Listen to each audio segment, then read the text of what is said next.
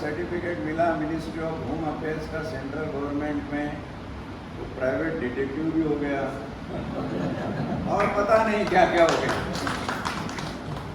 बड़ा मिश ऐसा जीवन है, कहाँ से शुरू करें समझ में नहीं आ रहा है।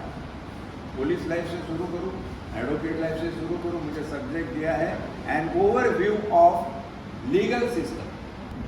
हम हमेशा ये कहते हैं कि सिस्टम गलत है, लेकिन सिस्टम किसकी बनी है?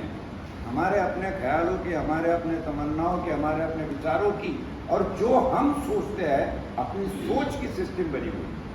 तो जिस दिन आप चाहते हो कि सिस्टम बदले, तो क्यों ना सबसे पहले हम अपनी सोच बदलें।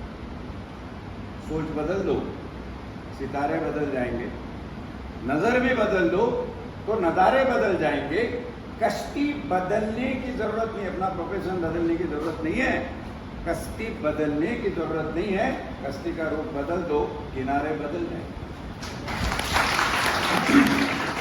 ये सिस्टम हमने खुद बनाई है, जुडिशियल सिस्टम हमने खुद बनाई।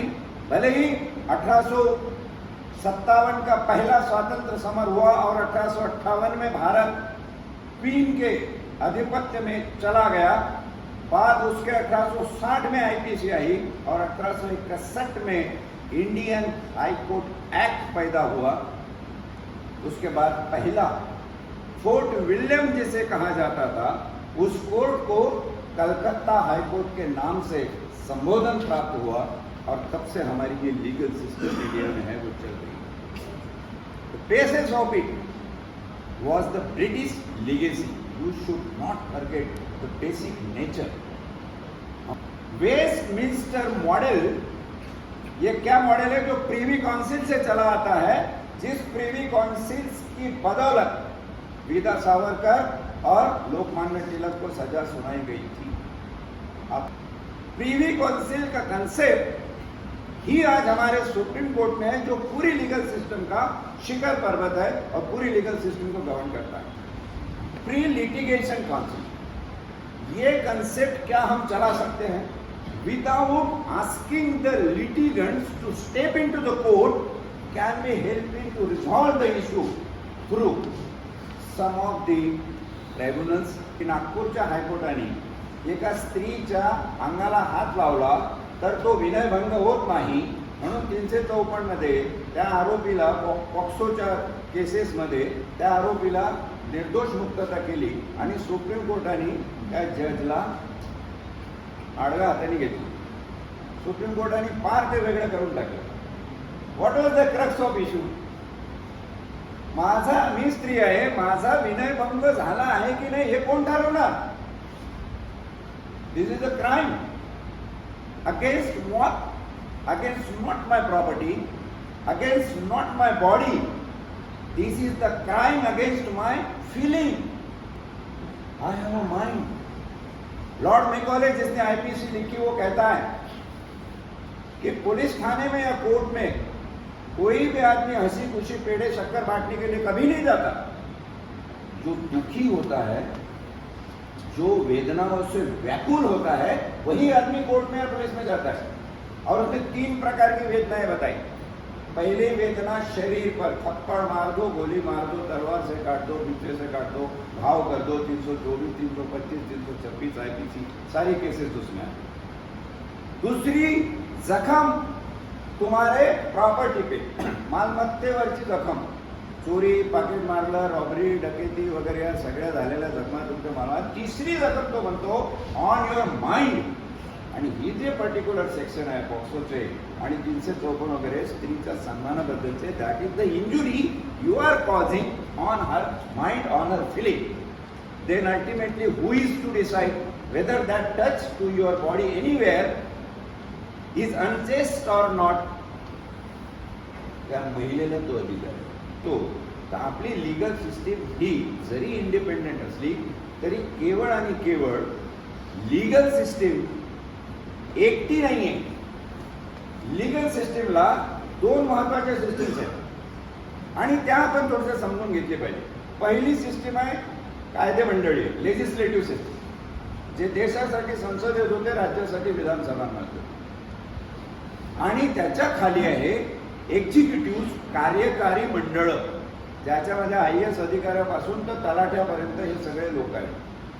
हॅव यू एव्हर थॉट की हे जर दोन व्यवस्थित राहिले तर समाजामध्ये न्यायाची परिस्थिती होऊ शकते. ओव्हरव्ह्यू लिगल सिस्टीमचा घेताना लॉ अँड ज्युडिशियरी असा प्रकार का आहे? कारण आम्ही कायदे करतो, कायद्यामध्ये सिडलिंग्स ऑफ जस्टिस टाकत नाही. केवळ घटनेने अधिकार दिलेले आहे म्हणून आम्ही कायदे पारित करतो, पण हे कायदे समाजाच्या सत्य परिस्थितीशी न्याय्य आहेत का याचा निर्वाळा आम्ही कायदे करताना करत नाही. तर ते कायदे केल्यावर प्रशासनाकडून, एक्झिक्युटिव्ह कडून, कार्यकारी मंडळांकडून त्याची अंमलबजावणी झाल्यानंतर त्याचा रिझल्ट काय आला तो माणूस कोर्टात जातो आणि मग कोर्टामध्ये त्याचा न्यायनिवाडा चालतो. 50 वर्ष, 60 वर्ष हे सगळं सुरू राहतं. ही जर सिस्टीम आम्ही लीगल सिस्टीम म्हणून अडॅप्ट केली असेल, आमच्याकडे लिगेसी वेस्टमिन्स्टर म्हणून आपण अडॅप्ट केली असेल, तर कधीतरी याचा विचार व्हायला पाहिजे. ज्या देशातला 135 करोड लोकसंख्या असलेल्या देशाच्या सुप्रीम कोर्टातला सरन्यायाधीश निवृत्त झाल्यानंतर म्हणतो जर माझ्यावर अन्याय झाला तर मी कुठल्याही न्यायालयामध्ये जाणार नाही. मला वाटतं ही जगातली, मानवाच्या इतिहासातली सर्वात मोठी न्यायिक प्रांतातली शोकांतिका है. इस मकाम पे इस विषय को लाकर मैं आपके जहनों में एक बात डालकर इस विषय को छोड़ जा रहा हूँ. जाते जाते खाली 2 लाइनें आपको सुना दूँ कि है मेरे पाँव के छालो, हे माझ्या पायाच्या फोडांना. जिंदगी में चलना है सबको, पाँव में छाले आएंगे जरूर. शायर कहता है, ऐ मेरे पाँव के छालो अब तुम लहू गालो, स्टार्ट ब्लीडिंग.